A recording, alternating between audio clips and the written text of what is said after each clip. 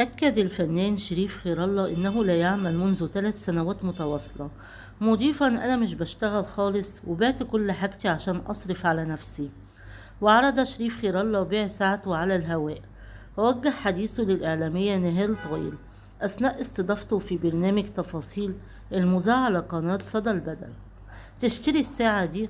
وتابع شريف خير الله: أنا اللي عملت الفلوس بتعبي وعملي وكفاحي، وأكيد هعمل غيرها، لكن المشكلة إني مش عارف أعمل غيرها. وأكمل شريف خير الله: ترجمة مصطلح ممثل قوي وشاطر هي العمل بشكل مستمر، مضيفا: ما يحدث على الساحة الفنية الآن لا علاقة له بالمهنية والشطارة في العمل والأعمال الناجحة. ولفت شريف خير الله: حابب أشتغل مع المخرج بيتر ميمي والمخرج محمد سامي وغيرهم من المخرجين الشباب وكلهم ولادي، مضيفا: أنا كنت واحد من اللي كانوا بيمثلوا كويس. وقال شريف خير الله إن الفنان محمد رمضان لما كان لسه بيبدأ شفت فيه إنه إنسان مكافح وعنده إصرار على النجاح.